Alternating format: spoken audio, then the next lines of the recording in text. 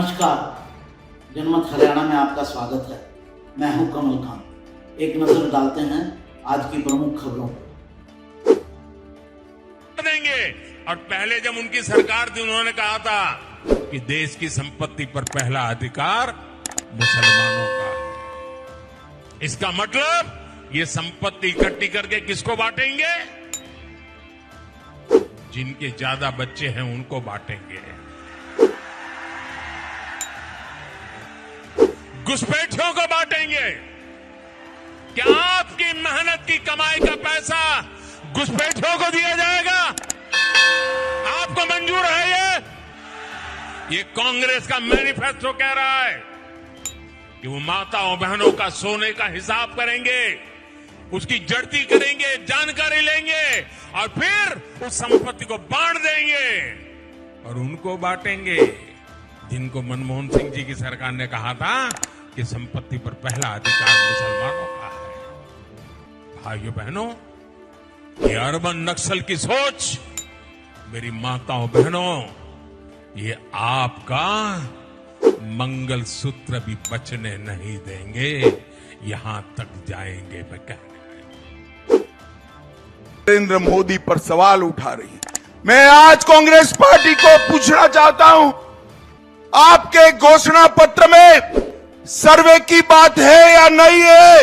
राहुल बाबा देश के नाम में स्पष्ट करे। और मनमोहन सिंह, आपके प्रधानमंत्री ने कहा था संसाधन पर पहला अधिकार माइनॉरिटी का है, आदिवासी दलित का नहीं है, आदिवासी दलित का नहीं है। भाई और बहनों, देश भर के मठ मंदिर और सबकी संपत्ति पर जो नजर है वो पैसा कहां जाना वाला है? मनमोहन सिंह को याद करो, उन्होंने कहा कि पैसा पर, रेवेन्यू पर, संसाधन पर सबसे पहला अधिकार माइनॉरिटी का है।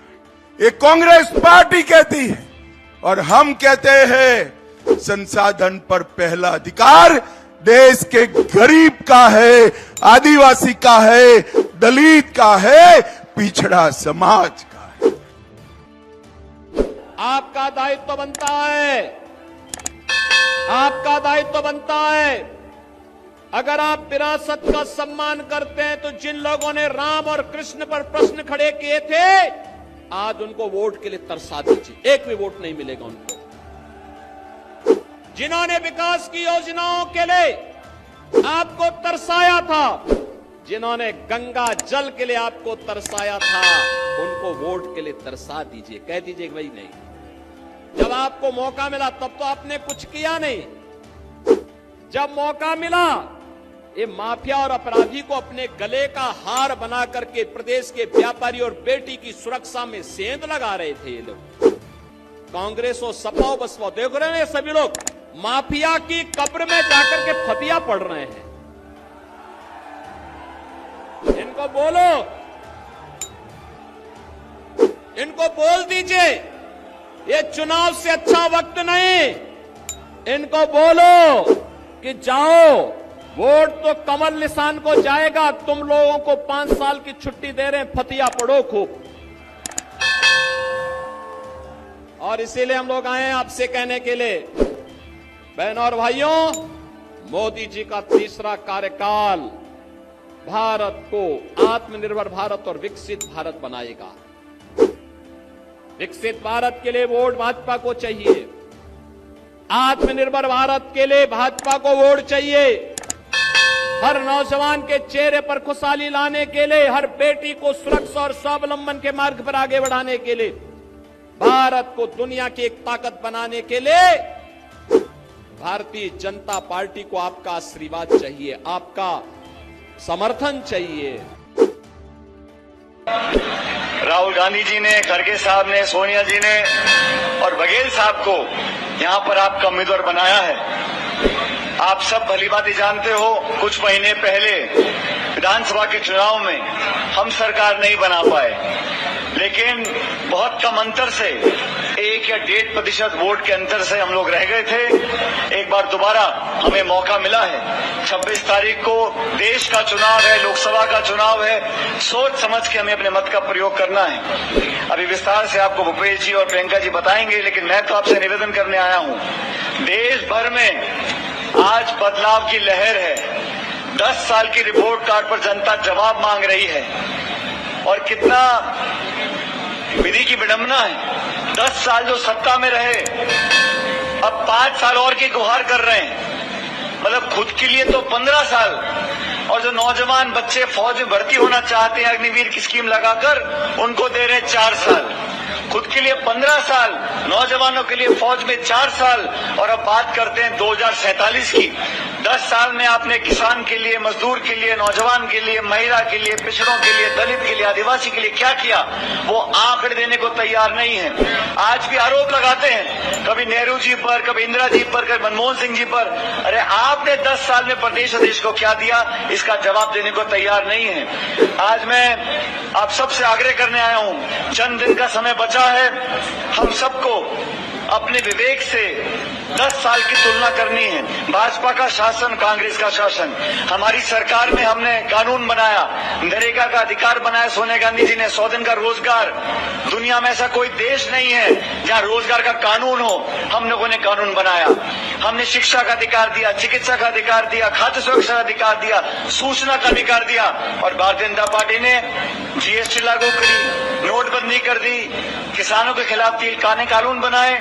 आपको मूल्यांकन करना है और फिर अपने वोट का प्रयोग करना है। और आज छत्तीसगढ़ में हमारी सरकार की जो योजनाएं थी, उनको बंद कर इस सरकार ने बता दिया ये जनहित का काम करने के लायक नहीं है। इसलिए मुंहतोड़ जवाब हमको देना है। भूपेश बघेल जी हमारी पार्टी के कद्दावर नेता हैं, और पार्टी का हर जगह देश में जब जब काम दिया पार्टी ने, बड़ी मुस्तैदी से और कर्मठता से उन्होंने पार्टी का काम किया है। आज मैं चाहता हूं आप सब लोग मिलकर भारी बहुमत से बघेल जी को दिल्ली भेजें, ताकि दिल्ली के संसद में बैठकर आप लोगों की आवाज को बुलंद करें।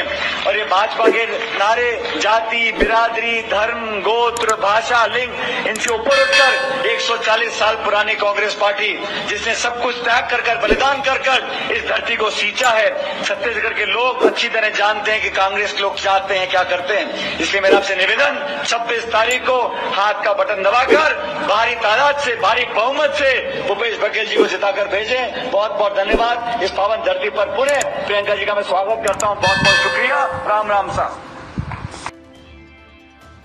इस बात में कोई दो राय नहीं है कि 2 तरह के विचार के लोग इस देश में रह रहे हैं। एक वो हैं जो इंसान को आपस में बांटना चाहते हैं, एक वो हैं जो नफरत की भाषा बोल रहे हैं, एक वो हैं जो इंसान को आपस में उनकी पहचान के आधार पर लड़ा रहे हैं, एक वो हैं जो इस देश के लोगों का रोजी रोटी छीन करके अपने दोस्तों की तिजोरियों में भर रहे हैं। दूसरी तरफ भारतीय राष्ट्रीय कांग्रेस है, जिसको इस देश के लोगों को जोड़ करके रखना है, उनके बीच में मोहब्बत का पैगाम और संदेशा लेकर के जाना है। उनको इस बात को इंश्योर करना है कि इस देश के भीतर सबके लिए रोजी रोटी का इंतजाम होगा। यह देश सबका है, सिर्फ प्रधानमंत्री के 2। Sir, I'm releasing this 2G tape, sir. I'm not sure how many of you had the time to hear those tapes with subtitle we are putting. So if any of you did not have the time, I humbly request you to go into our Tamil Nadu BJP's Twitter page or my Twitter page and look at 10 tapes we have published. Very beautiful. 2G happened.